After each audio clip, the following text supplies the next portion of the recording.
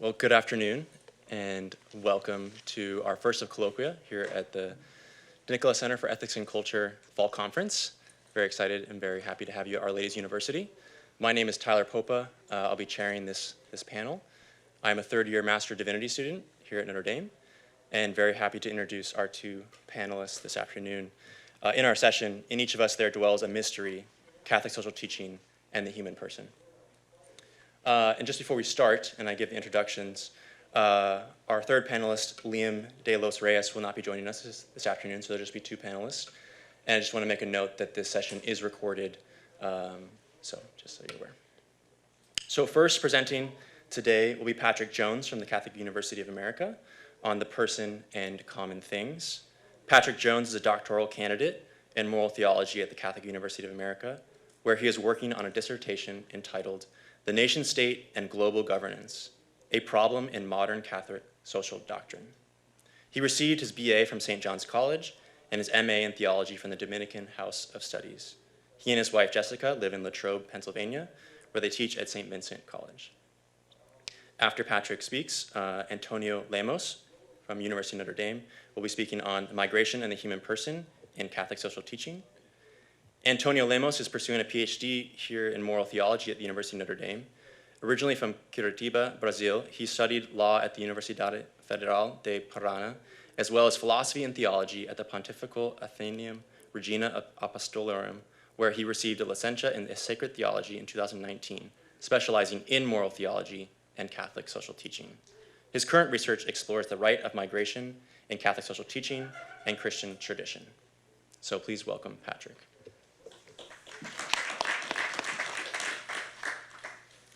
Thank you. My paper is entitled The Person and the Common Thing.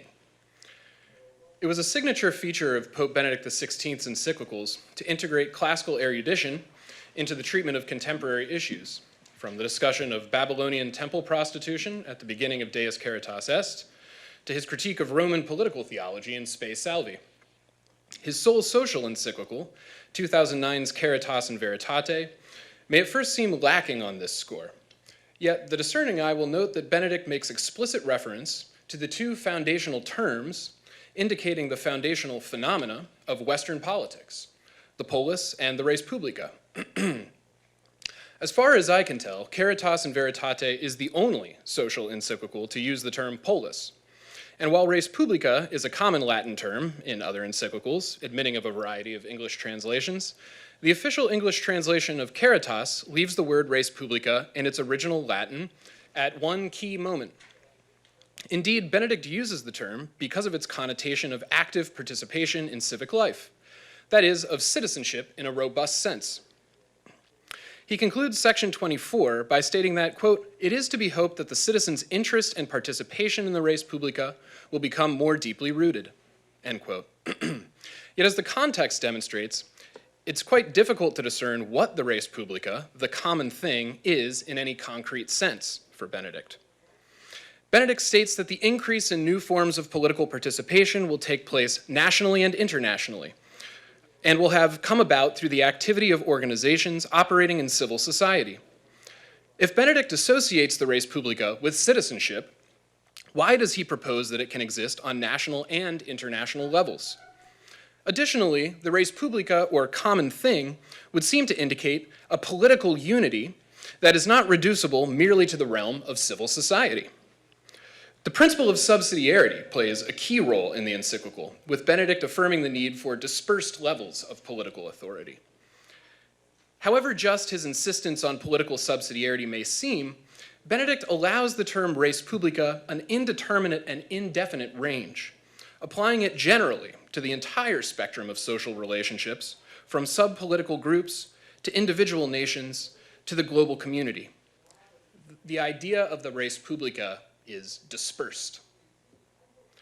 The political philosopher Pierre Manon articulates what is at stake here when he presents the following question, specifically to contemporary Europeans, but we could expand that to Westerners, or perhaps everybody in the world today, more broadly.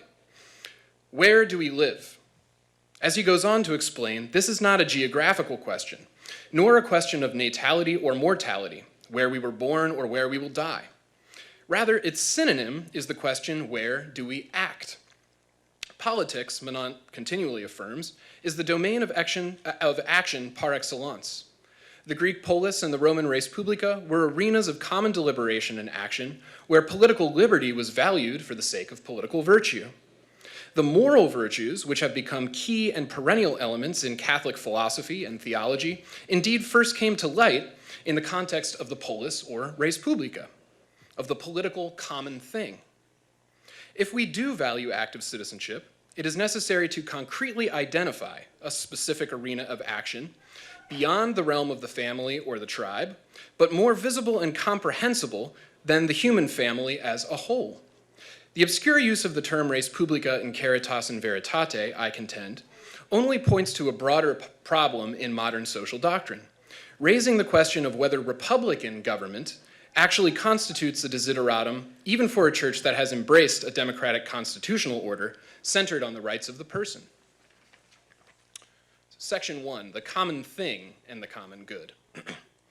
At least since Charles de Connick's 1943 essay, The Primacy of the Common Good Against the Personalists, and his subsequent debate with Father Eschmann, there has been a thriving controversy in Thomistic philosophy regarding the relationship between the person and the common good. The controversy was only amplified by the introduction of what V. Bradley Lewis broadly calls the Vatican II formulation of the common good. To offer the most abbreviated summary of the question, St. Thomas understood the bonum commune as an end, ontologically prior to the person in the manner of a final cause. The modern definition, on the other hand, seems to instrumentalize the bonum commune, relegating it to the status of a means while elevating the person to the status of final cause. Though the Vatican II formulation appears earlier than Gaudium et Spes, perhaps the most famous, or to some infamous, redefinition of the common good appears in section 74 of that document, when the Council Fathers state that, quote, the common good embraces the sum of those conditions of the social life, whereby men, families, and associations more adequately and readily may attain their own perfection, end quote. As Lewis notes, Gaudium et Spes does not strictly identify the common good with the sum total of conditions. The common good rather embraces those conditions. However, the upshot of the definition seems to be that the political common good serves the purposes of the flourishing of what were traditionally considered sub-political entities: the individual, the family, and associations in civil society, we would often say. Indeed, this seems to be the clear sense of Dignitatis Humanae, when it states that, quote, the common welfare of society consists in the entirety of those conditions of social life under which men enjoy the possibility of achieving their own perfection, end quote. Seems to me rather uncontroversial to note in these documents at least a redirection from the Aristotelian and Thomistic understanding of the political common good as more divine than the goods of the individual, the family, the tribe, or the various associations in civil society. More divine, of course, that's Aristotle. Without writing off the debate concerning the primacy of the common good and the primacy of the person, however, I simply wish to point out that this debate, at least as it arises from Charles de Connick's powerful criticism and the subsequent debates between certain kinds of Thomists and other kinds of Thomists, usually those on the side of Jacques Maritain in some sense, this debate occurs at a metaphysical rather than a distinctly political level. This is not to claim that these questions do not have implications for the moral lives of citizens, as well as for our ontology of societies as wholes of order. Rather, it seems to me that little attention has been paid to what I would consider to be the more Aristotelian than Thomistic dimensions of this question, to the political phenomenology by which persons and sub-political societies or groups enter into and sustain something common, produce a common thing, or a res publica. Section 2, the common between the personal and the universal. An earlier and less frequently read encyclical, Pius XII's 1939 Summi Pontificatus, underlines the political dimensions of the redefinition of the common good when it speaks of the civitas as an instrument rather than an end. While societas is a more general term applicable to numerous wholes of order, family, church, polity being the traditional three necessary societies, the civitas is effectively the Latin translation of the Greek polis, indicating the complete or comprehensive political community, the teleos community for Aristotle. For Pius, it is not only the various material and non-material conditions within the political community that serve the ends of persons and sub-political communities, but this is indeed the task of the political community itself. In his 2012 address to the Pontifical Academy of Social Sciences, Pierre Menant offered the following reflections on the nature and importance of the political common thing, or res publica. Quote, "There is no more powerful source of the moral development of each person than concern for the common good or the common thing, the res publica. This is not a matter of generalizing the maxim of our action, which can only produce a mechanical and mutilated morality, but of enlarging our being by taking into account, by our reason and will, this greater being that each and all of us together form. In short, the formation and then the deployment of the human virtues requires the participation in a collective unit of action, before the members of which we feel ourselves responsible and whose praise and blame we experience. If we lose that, we will only have the general idea of humanity left to orient ourselves, which will be powerless to draw us from the passivity of private life." End quote. Here, Menant draws attention to what his commentator, one of his commentators, Trevor Shelley, calls political psychology. To claim that the common thing, the res publica, exists as a mere means towards the person's ends, or the ends of the sub-political groups, reverses the dynamics of moral development, the enlargement of our being, which only occurs when distinct persons and their more intimate groups produce something genuinely public, produce and sustain something genuinely public. As Menant explains elsewhere, politics performs the task of mediating the diverse private and particular elements within society. He says, quote, "Politics allows the diverse experiences to communicate with one another, obliges them to communicate according to the form and the regime. That is why politics is the great mediation, or the mediation of mediations. It prevents any experience from claiming absolute validity. It prevents any experience from saturating the social arena and the individual consciousness," end quote. Menant is essentially restating, albeit with greater attention to political psychology, the effects of this on the souls of citizens, Aristotle's claim that the city architectonically orders the various forms of association which otherwise struggle to attain self-sufficiency. Aristotle's dramatic claim that the person who lives outside of the city is really not a person at all, but either a beast or a god, indicates that without properly political life, without associating with those beyond the family, the tribe, or the group, human beings are bound to fall short even in attaining those goods which are not themselves immediately political.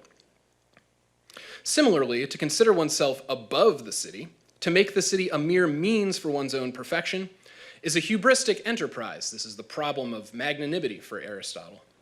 To live politically means to go beyond the family and the tribe into that arena in which the nature of justice and the legitimacy of authority, answers to those questions, are not as self-evident as in the family or the familial group.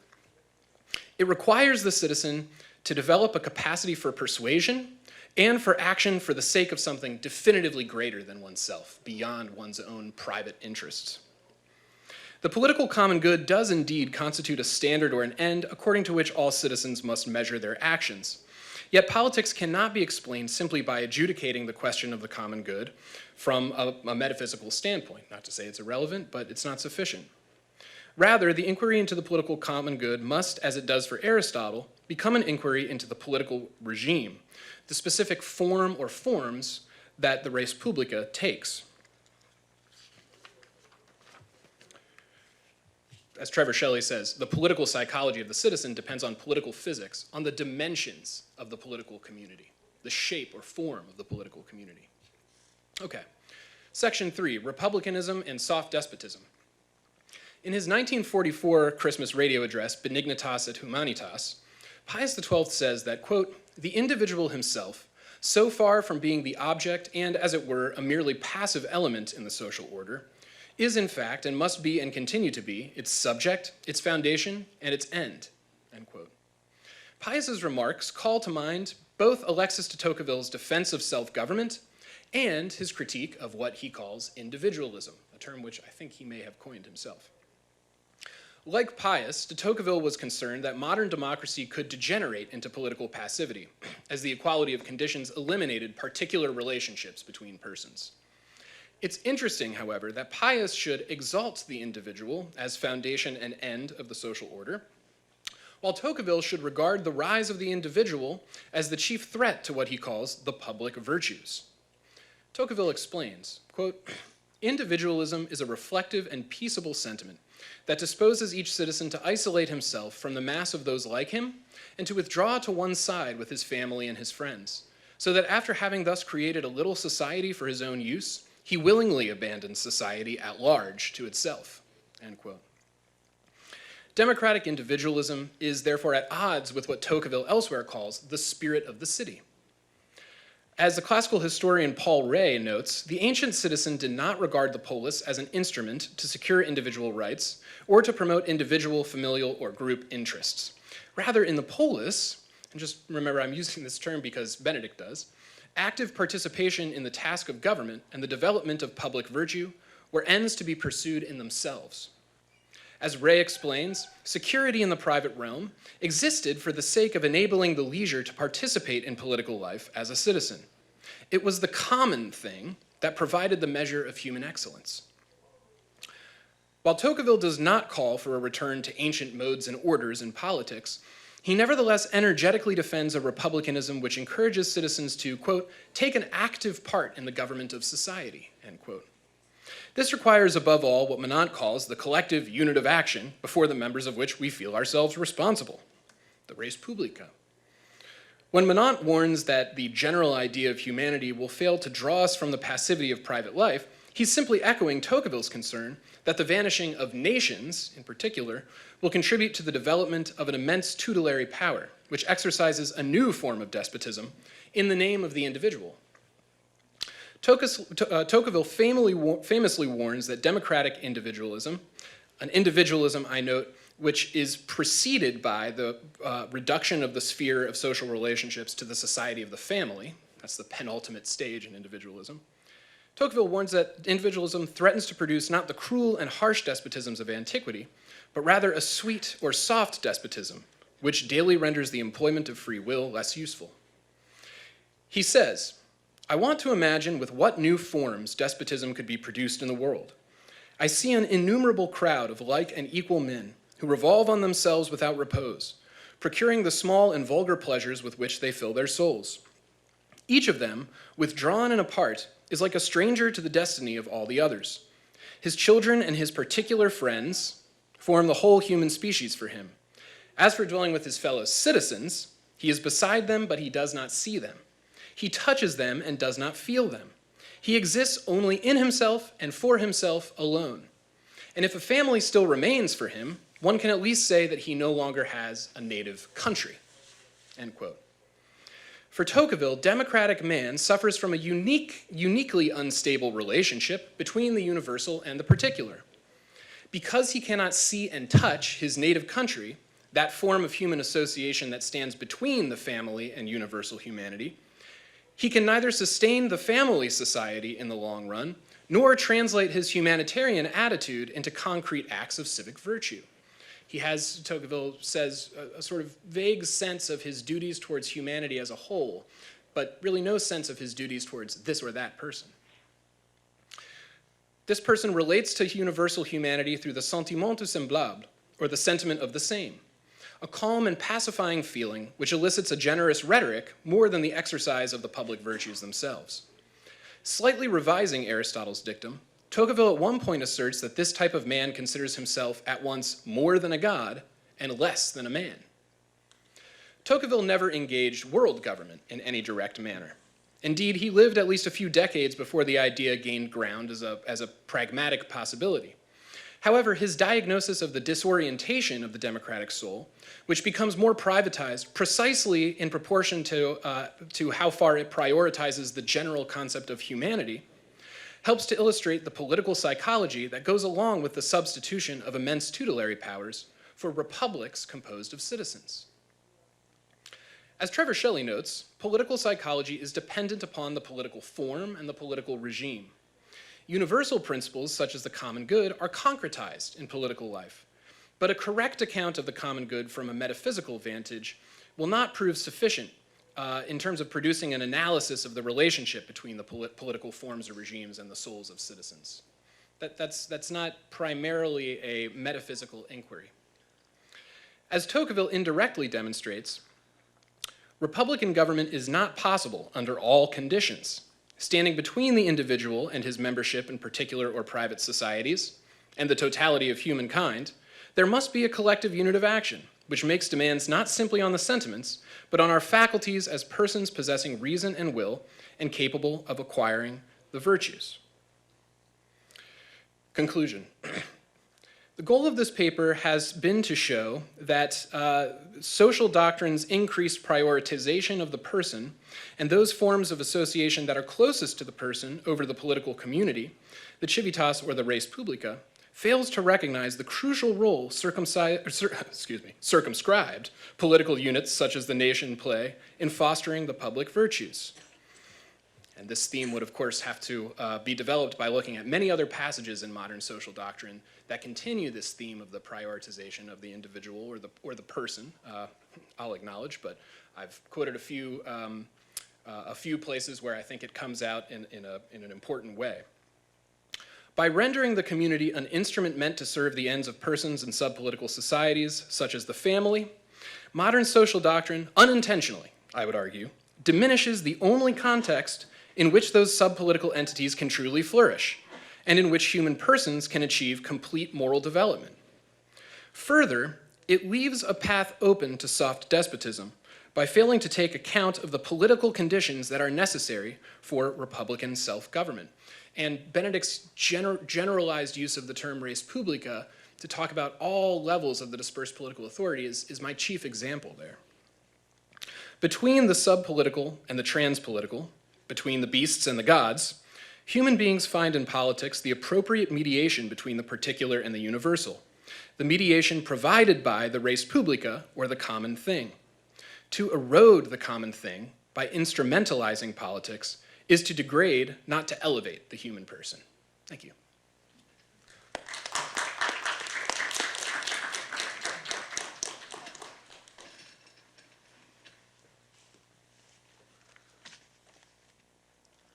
Thank you, Patrick. So I won't read my paper. At the end, I'll give my website link, so if you want to read the paper, you can. I would just talk about this research that I started like 6-7 years ago with my master's thesis, and now is transitioning into a new phase in my doctoral thesis. I became very interested in this theme of migration Catholic social teaching around 6-7 years ago. I was studying theology in Rome, and we were in the midst of a huge migration crisis in which there were two sides in the debate about that crisis, with all the refugees coming from Africa especially.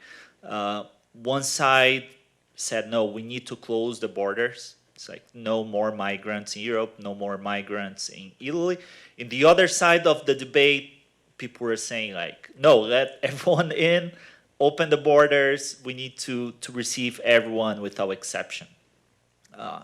And talking to Catholics in different parts of Italy, people were with a serious conscience problem because they saw the huge problem, the suffering of the migrants, their call to help and welcome them, but at the same time, they saw how they were not prepared to receive everyone.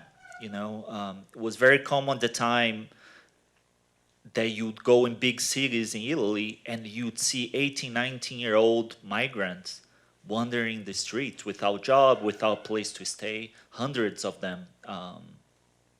So people were asking, like, should we receive everyone? Should we put a limit? What do we do?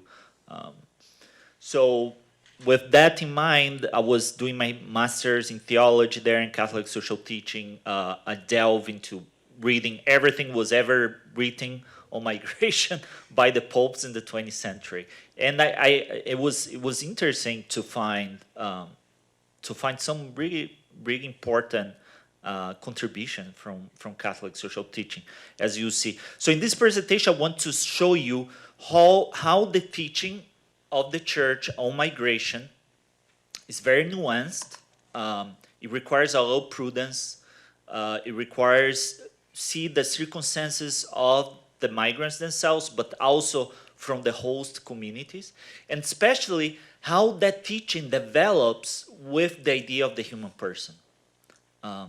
There is an explosion, an awakening to the human person, Catholic social teaching in the mid-20th century, especially Pope John Paul II, and with the influence of many Catholic personalist thinkers like Jacques Maritain. And the teaching on migration has a special place for that. There's some very important developments that come from personalists for coming center the human person in the midst of the migration crisis, and understanding that and try to offer solutions to that. So we'll see here a little bit, first of all, like a little bit of the history, the tradition, where we can find, the seeds of the teaching of the church on migration in our tradition, the Catholic tradition. See Pope Leo XIII, Pius XII as the first ones to introduce the problem of migration in modern Catholic social teaching. And then we'll talk a little bit about personalism and see how how the teaching in a way develops in a substantial way with the council, with the introduction, like the centering Catholic social teaching on the human person. And then we'll see a little bit of John the 23rd, especially John Paul II, and then Pope Benedict, and see Pope Francis as someone who are actually implementing all those ideas and bringing Catholic social teaching on migration to the public debate, as we'll see, his influence in the Global Compact for Migration from the United Nations. Okay. So the first time that we actually mentioned the problem of migration using the word migration, that happens in the 20th century with Pope Leo XIII. But in the history of Catholic social thought, we see some seeds of that concern, especially in the 15th, 16th century of the colonization of the Americas. Here I have a picture of Francisco de Vitoria, one of the main theologians of Spain in the 1500s. They have Salamanca in Spain was a huge hub of theological and philosophical thought at the time. And as the Spanish and the Portuguese were colonizing the Americas, as missionaries, Catholic missionaries were going all over the world to preach, and they were sometimes encountering persecution, and as the word new trade routes and trade wars with the Dutch, with the English, theologians start to think about the idea of sovereignty, the idea of citizenship, and the idea of political borders. When can you cross political borders? They didn't use the word migration. What they used was what they call in Latin jus communicandi. Sometimes that's translated as the right to travel. The idea of this right to travel, which is very similar to the idea of migration nowadays, is based on three main principles. First, the idea of Christian hospitality. As Christians, we see in the letters of St. Paul, we see in the gospel, in the person of Christ himself, we see in the Old Testament, we are called to be hospitable, to receive those in needs, and offer a place to stay, of whatever they need to cover their necessities. Then there is what they call the universal destination of goods. That's also an ancient Catholic social principle. The church fathers, especially Ambrose, St. Basil, St. John Chrysostom, they promoted that principle that comes from a theology of creation. God created the whole world, as we see in the book of Genesis, to the flourishing of all peoples. And the right to property and sovereignty and citizenship and political borders, they are secondary, they are like a consequence of their first principle that everything was created to our flourishing of all peoples. So this principle nowadays is in the Catechism, and the Spanish scholastics also understood, yeah, people have a right to cross borders when they have a need of some good that is important for their flourishing. And finally is the idea of evangelization. In order to preach the gospel, in order to spread the faith and to bring salvation, bring Christ to all peoples, we need to be able to cross borders. We cannot isolate nations. So that was very important for them. Some of the theologians that were important developing those ideas, Francisco de Vitoria, he's the first one in that group, and after them we have Bartolomé de las Casas, who was a bishop in Central America, Domingo de Soto, who was also a professor in Salamanca, Francisco Suarez, and many others. Those are some of the most important thinkers. Later on, those ideas are translated in Catholic social teaching. And as we arrive at the end of the 19th century, at the beginning of the 20th century, and Europeans, they have a larger experience of human displacement, refugees because of wars.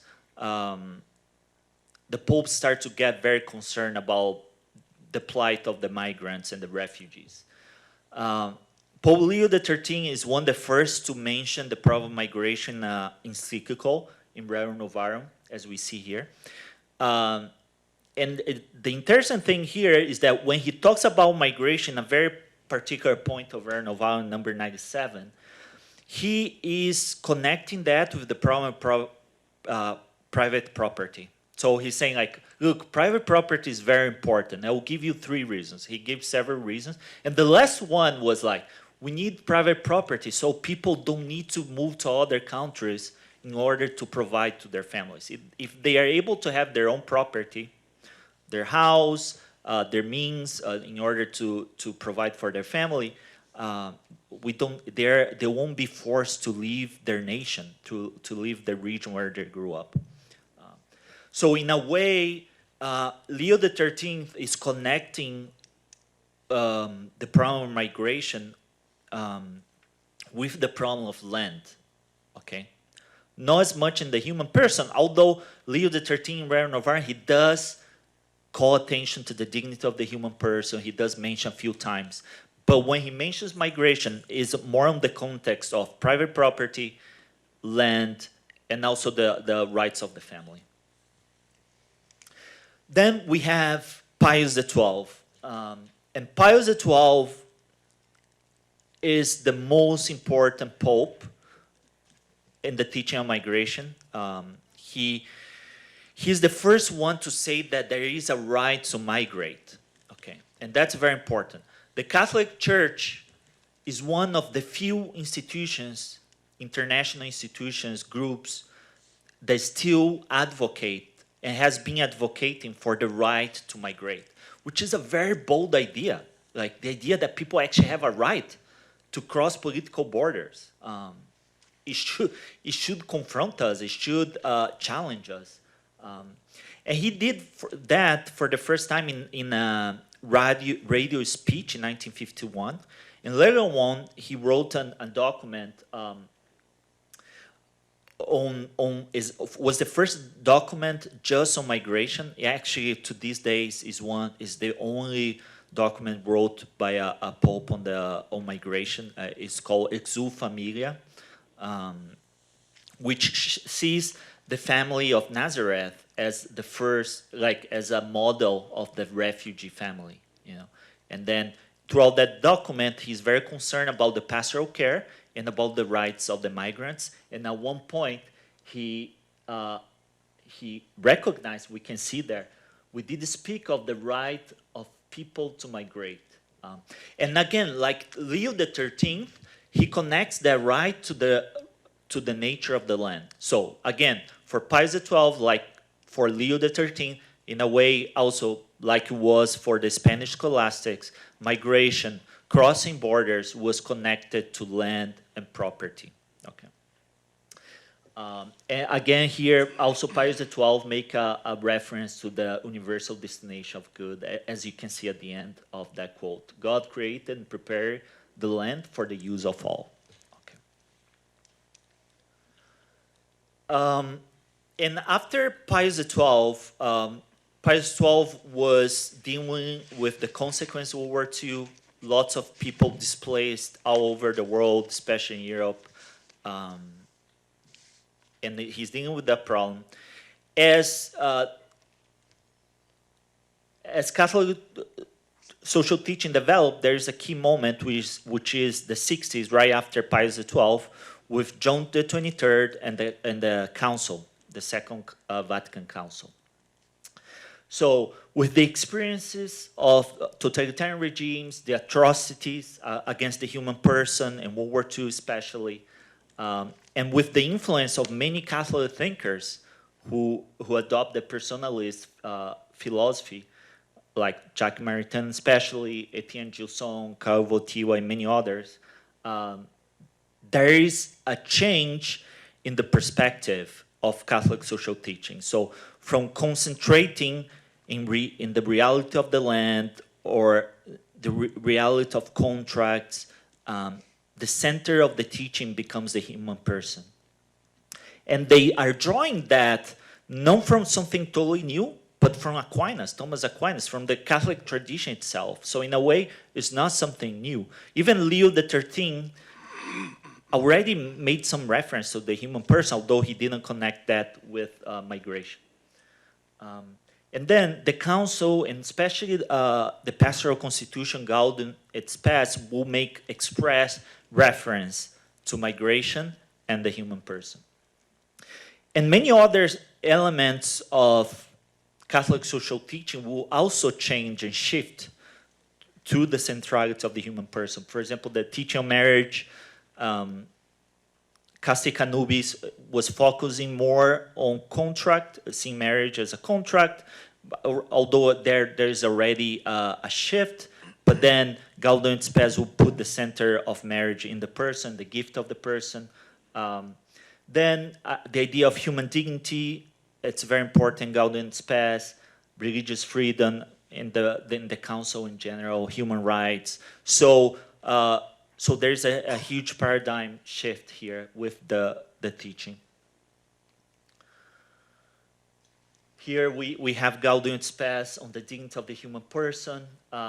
There's a growing awareness of the exalted dignity proper to the human person, since he stands above all things, and his rights and duties are universal and inviolable.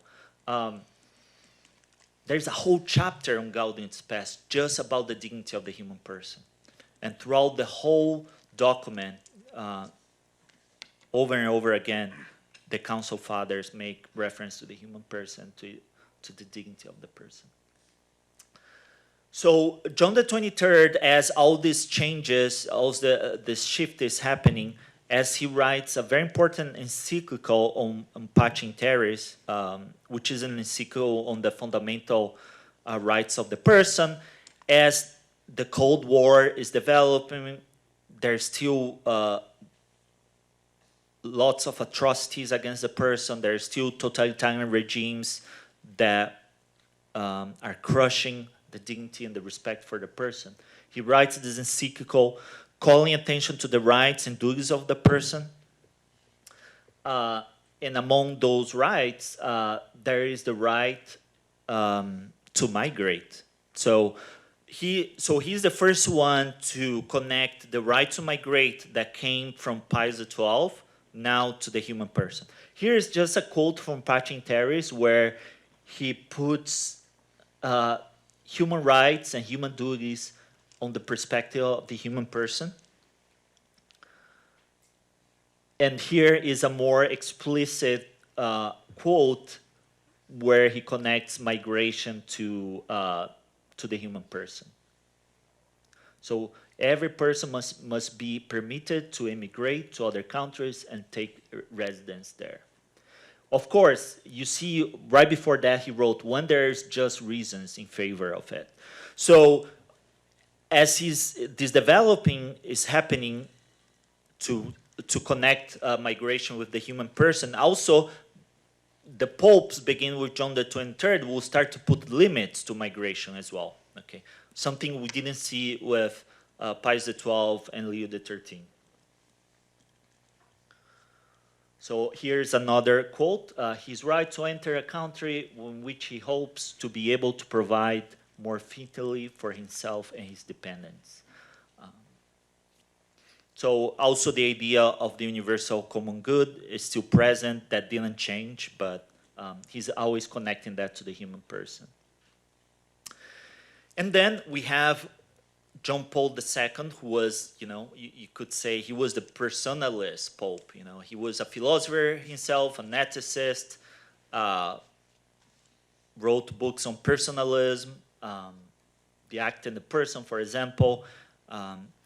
So as he is bringing the topic of the human person into every document that he was writing at the time, the Catechism of the Human Body, for example, he also make important connections between migration and the human person. And at the same time, offers some important developments also to the teaching on migration. I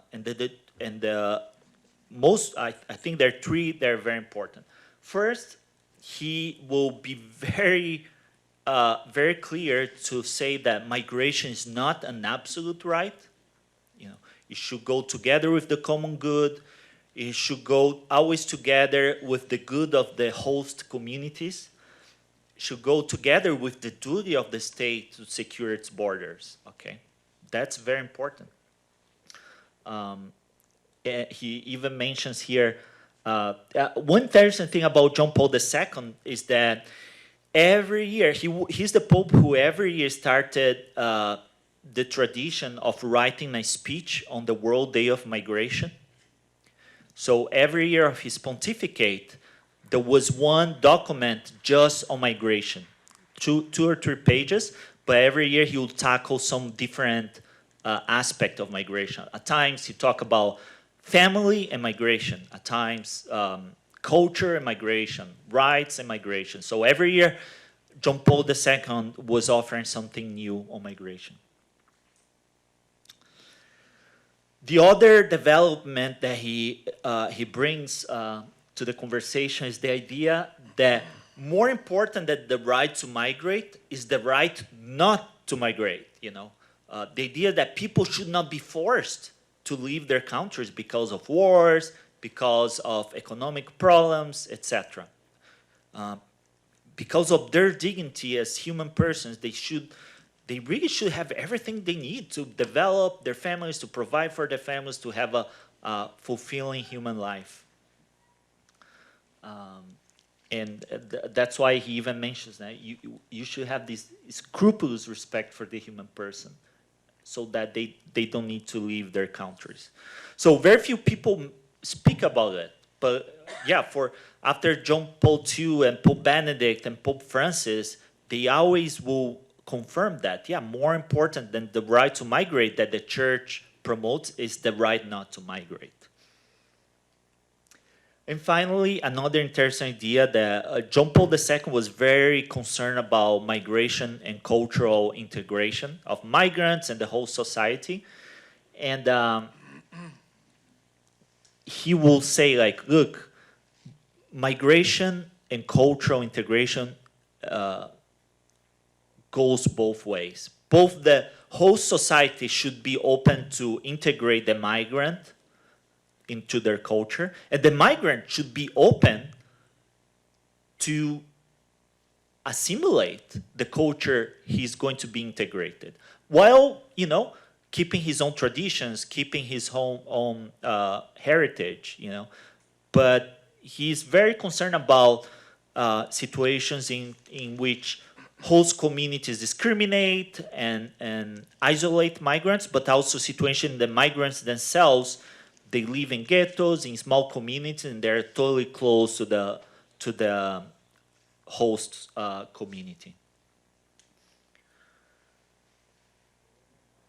Pope Benedict, together, and here he's bringing this idea from Pope Paul VI, but Pope Benedict really insisted on the idea of integral development. When we're talking about migration, we're not talking about just attending the economic needs of the migrants, but every single need, like the spiritual need, formation needs, moral needs of the migrants, family needs. The church is very, very concerned about the family unity of the migrant.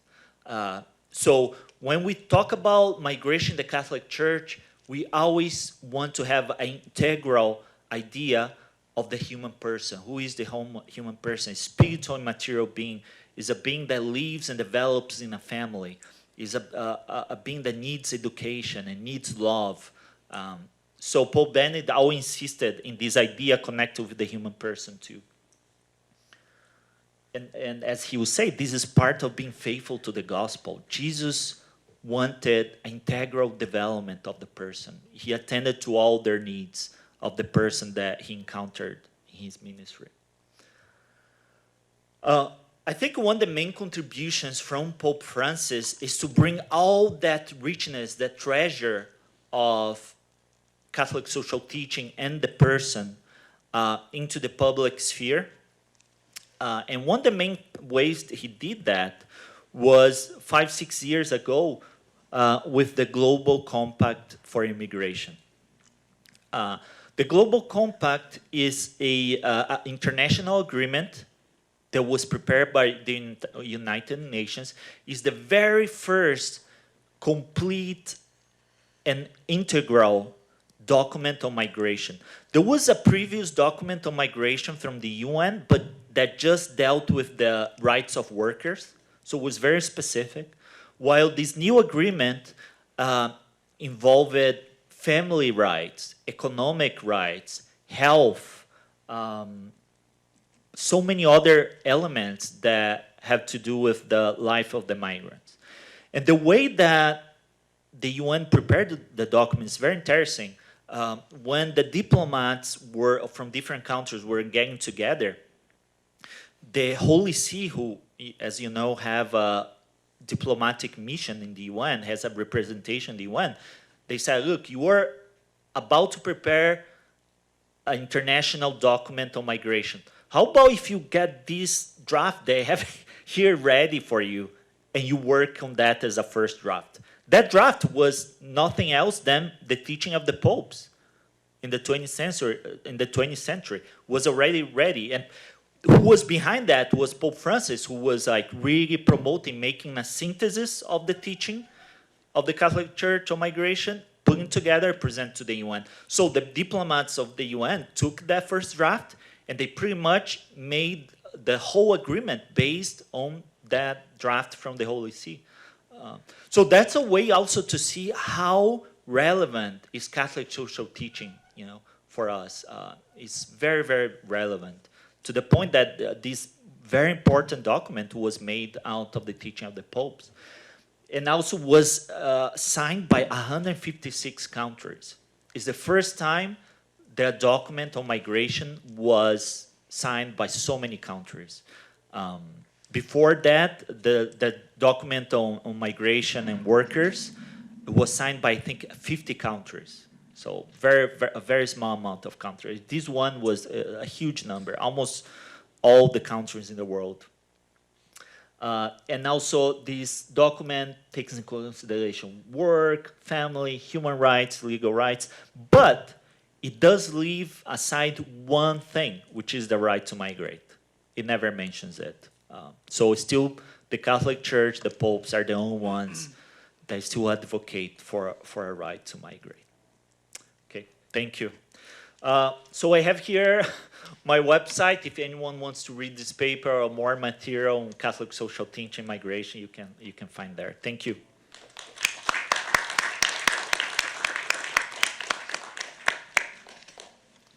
Okay, we'll now have time for a Q&A, and we invite you to the microphone here. Again, because it is recorded, it's best if you speak into the microphone, and our panelists will be happy to take your questions.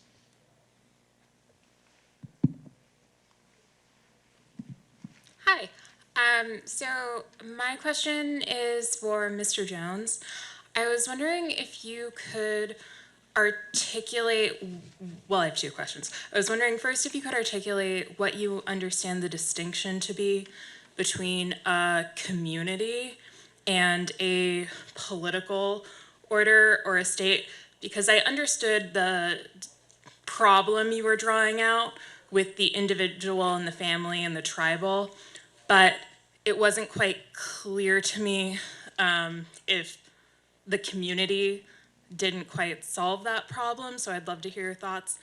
And then I also had a question about the person and your understanding of the person, because I guess I would want to say that any kind of good understanding of the person would be an image of how we understand God's personhood, which is never individual, but Trinitarian, right?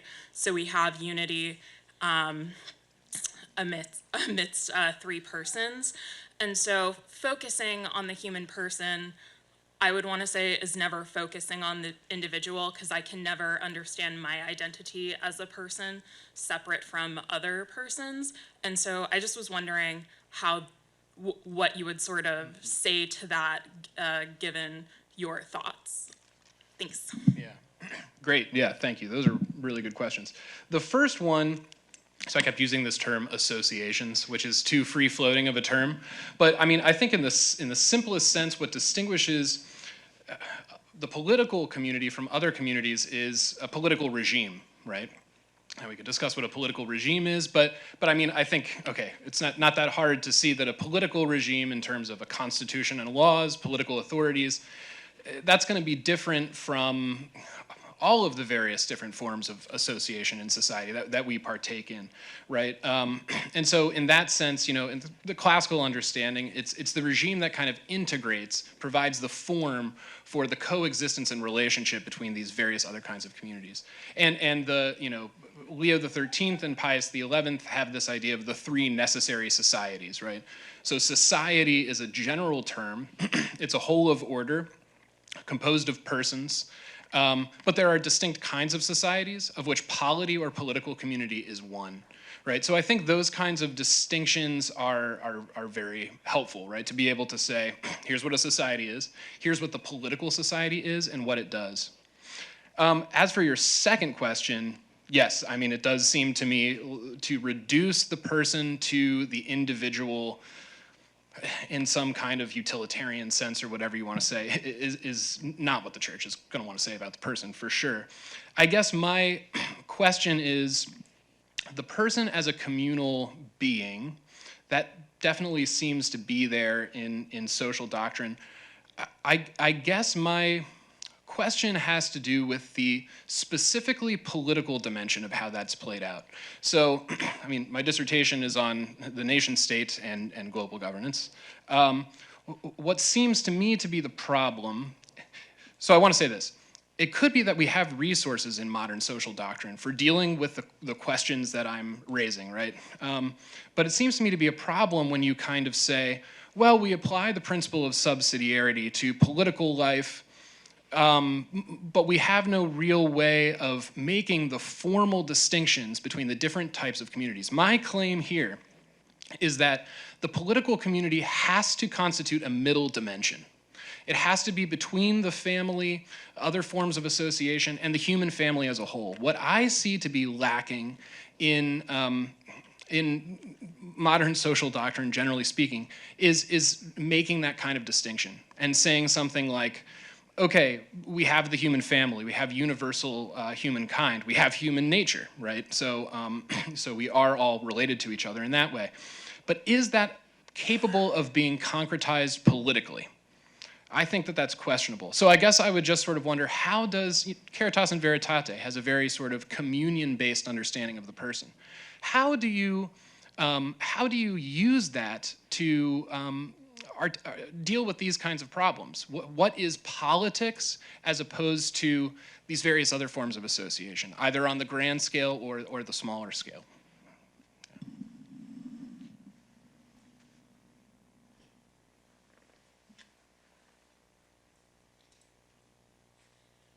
Hello, thank you both for your talk.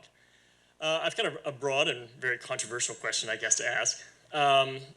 So in a lot of modern Catholic social teaching, we see lots of rights claims. And there's lots of claims, too, that they're basic or they're inviolable or inalienable and things like that. But we also have this tradition of the common good as well. And I wonder, with respect, since we've talked about migration, that both of you could actually address this kind of issue of what are we actually to make of a lot of the rights talk, so to speak? Because it seems that as the number of rights multiply, the probability that they're going to run into each other goes to 100%. And as we talk about the importance of preserving the common good from potentially being eroded if you have a mass migration of people that are extremely different or refuse to integrate or things like that. So I was wondering just kind of how do we actually move this forward beyond just kind of assertions of rights and things like that? Because I've often found myself, as a little bit of confession, having difficulty with some of the encyclicals of saying, what am I supposed to make of some of these rights claims? Because they're hard to actually put into practice. So, thanks. You want to go first on that one? Yeah. Thank you, excellent question. That actually is one of my main concerns in my research, my dissertation. You do, I think first of all, I think when Catholic social teaching talks about rights, there's a hierarchy of rights. There are some very fundamental rights, like the right of life, and there are rights that are not as fundamental, or they become a little bit more concrete, like the right to migrate. And I think when you encounter rights, they're a little bit more concrete. Very often Catholic social teaching will mention this is not absolute and should be applying according to the circumstances, as is the case of the right to migrate. Pope John Paul II talks about the importance of regulating that. One way I have to understand the reality is going back to the Spanish scholastics and the idea of natural law and the law of nations. So the idea there is some laws, some principles that are truly rooted in the human person. They just should be respected at all times. For example, the right to life and to exist, and they're very fundamental. But then there are other rights that, as they are developed by different societies and different communities, although they're still somehow connected to the dignity of the person, they become more flexible, and they'll depend more on prudential judgment and concrete applications and the circumstances of times and places. The Spanish scholastics were very worried about that too. That was an important question for them. When should we? People should be hospitable? When the practice of hospitality should be enforced? Should be enforced at all times? And they are doing this type of connections and distinctions. So, yeah. Yeah, thank you. Yeah, it's a great question. So, I guess one thing I would say with regard to what I'm trying to argue. So, Tocquevillian individualism, though I spent a lot of time talking about that, I don't think it's the intention of any pope to try to promote what Tocqueville is critiquing, right? So when it comes to rights, I guess this is where I see the inadvertent touch point with Tocqueville. If you talk about, it seems to me that the trend is to say, let's articulate what the rights of the person are, And then we'll just sort of say, at every level of this sort of structure of political subsidiarity, it's the rights of the person that matter, right? But when you do that, then you get to a position where if you're not paying attention to political physics, the necessary dimensions or forms of political life, you can easily create a soft despotism. You can easily create a high-level authority that is governing in the name of the rights of the person, perhaps with good intentions, okay?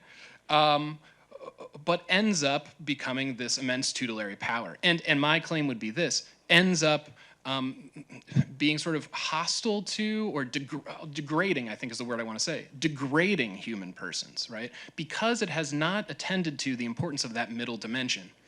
Now, in order to make that argument, I don't think you can make that argument just as a deduction from rights language, right? So whatever we want to say about rights language and how we ground it philosophically, et cetera, I guess what I'm saying is I don't think that it solves these problems on its own. So you can't just say, well, let's look at the human person and see what that tells us in terms of human rights. I mean, maybe we can look at the human person and say, human beings are political animals, right? They have to live politically as well as familially, ecclesially, right? So in that sense, yes, of course, we look at the human person. But I don't think the problem can be answered just by appealing to rights language, if that makes sense.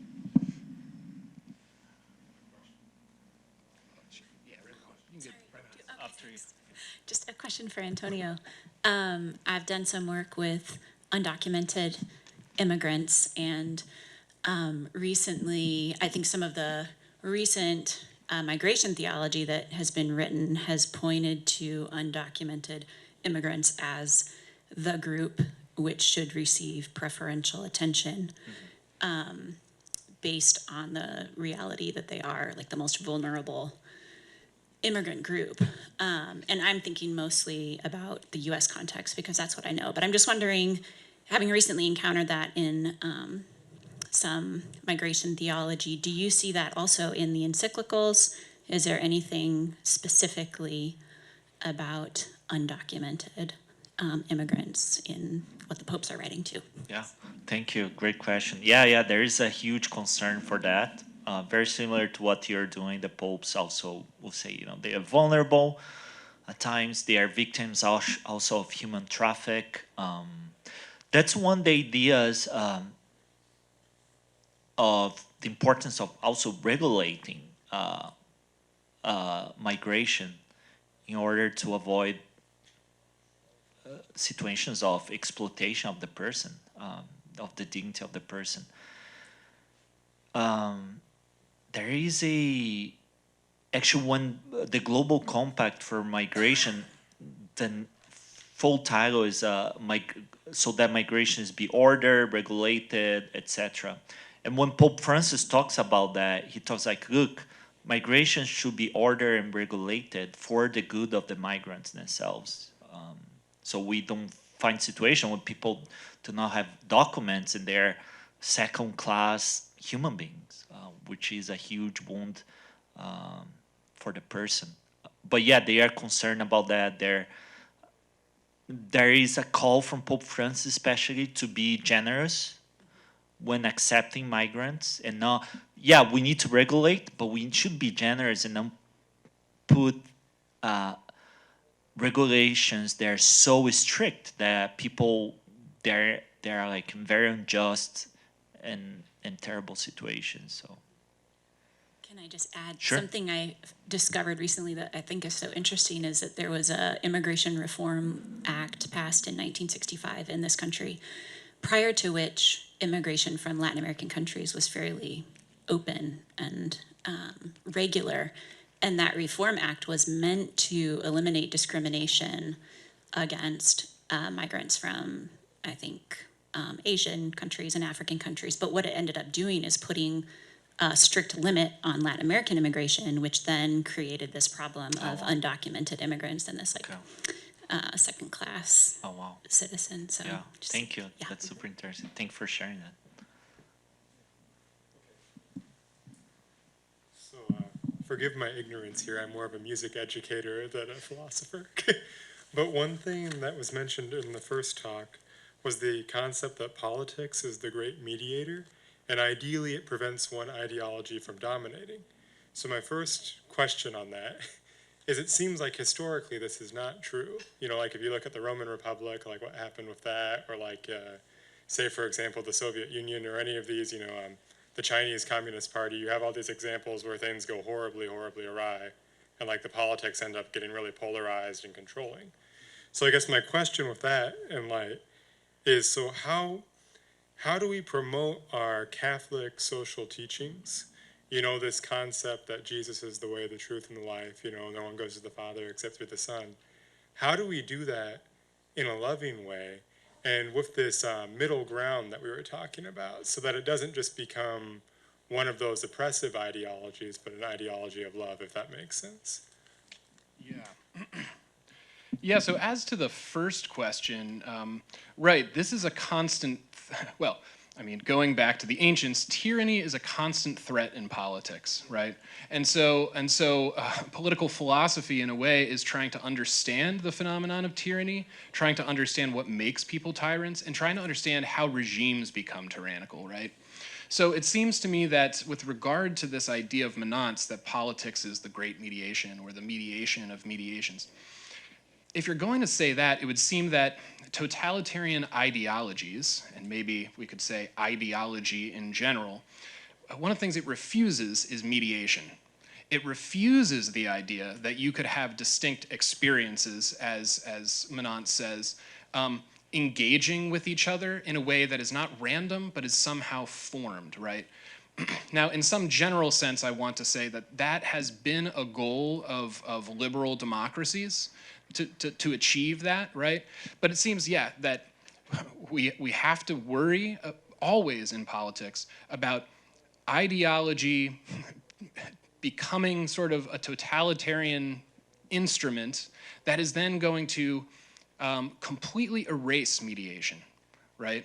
I mean, yeah. Aristotle says that a tyrant doesn't want anybody to have friends, right? To have these other relationships that are not totally subservient to the tyrant's will. Okay, as to how do we promote Catholic social doctrine, I'm afraid that is a very difficult question to answer, because I guess on the one hand, I want to say we can't make Catholic social doctrine an ideology, as Chenu said it was. I don't know if he's right about that. Whereby we say, well, if we just have the Christian principles and if we institute them, right, then we will have the moral reform that we need of society, right? Okay, this being something like, someone's always going to say I'm not understanding it correctly, but the integralist claim, right? But it does seem to me, and here I'll say something in favor of the human person, right? I mean, I want to be in favor of the human person, by the way. But it does seem to me like, so Menant talks about nations of a Christian mark. So he doesn't want to say Christian nations in a confessional sense. But it seems to me that the Christian idea of the person in various ways, not just in the sense of having sort of free will and reason, et cetera, but of being a communal animal in a genuine way, that there are going to be elements of that idea that really oppose totalitarianism and really support the idea of a kind of, what I guess I wanted to say, Republican self-government, right? I think that on grounds of Christian principle, one can see the possibility for a kind of thriving republicanism. Now, how that's done in concrete cases on a society-wide level, I don't know. I mean, politics is it's always a realm of conflict, right? So I don't know. I don't know if that second answer is sufficient, but yeah. My question is for Antônio. Could you talk a little bit more about the responsibilities generated by the right to migrate? So I'm understanding the idea that it's located in the human person, that we should, allow people to migrate. We should also, as societies, be able to provide the conditions so they don't have to. Yeah. But it also seems like there's something concomitant on the persons who are migrating to, like, assimilate into their cultures. And I'm thinking specifically of seasonal farm workers, where people. I come from California. People come up, they work in the summer, they do fruit picking, they go back. It doesn't seem like there's an ability for them to be able to integrate into that culture. And it doesn't seem like the culture is able to welcome them. Yeah. I'm wondering what are the responsibilities that we should think about when dealing with that. Jonathan, do you mean responsibilities from the migrants or from the whole society? I guess The both. host. Because I understand that the right to migrate is this thing, right? Yeah. But like, what does it mean? What do the societies that Okay. your society that you're migrating from, the one you're migrating to, and then also your own responsibility as a migrant? Like, what Okay, are the yeah. responsibilities? One thing I want to start is saying actually especially beginning with John Paul II, there was a clear idea that the migrants had responsibilities themselves, right? So Paul, as we saw, John Paul II thinks that the migrant should feel responsible and have the duty to assimilate the culture to where they're entering, okay?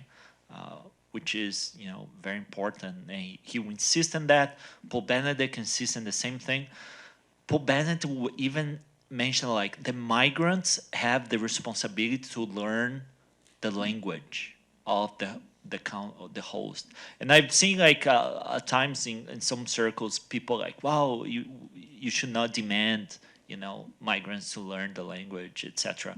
And the Pope's like, no, like that's a sign that like you respect and appreciate and you are open, to that culture. It's important that people do the effort to learn the language and respect also their traditions and customs. And then on the other side, John Paul II said is a bilateral relation, because like the host have the responsibility to welcome, protect, and respect. So there talk about rights of workers. For example, a migrant worker should be respected and protected in his rights as the national workers, the natives. It should not be a second-class type of worker. That's an important responsibility. Another interesting responsibility from the host community is try to protect the unity of the family. The unity of the family is very important in Catholic social teaching when talking about migrants. The spouses should be kept together with their children. So that's one responsibility that usually, especially a place for the host, when receiving someone, you should be open to receive the whole family. Yeah, there are many other responsibilities and implications as well, but those are some. And that goes all the way back to the Spanish scholastics. The Spanish scholastics will always, like Francisco Vitoria, Domingo de Soto, they say, Christian hospitality entails respect from both sides. If the guest harms the host, that's over. Like that person should not receive hospitality.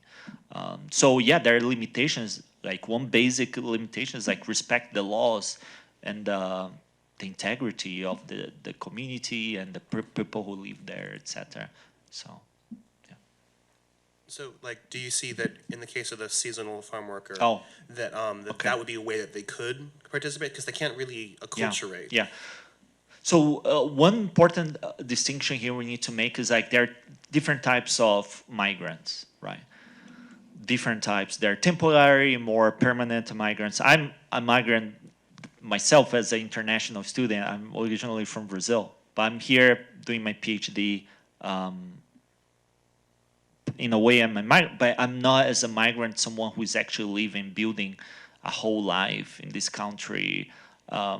So seasonal workers, there are other types of migrant, and depending on the type of migrant, there are things you can demand from them or not. So I guess for a seasonal worker, you might demand less things that would demand for someone who is building a family here and is thinking about being in the host community for a long time. Yeah.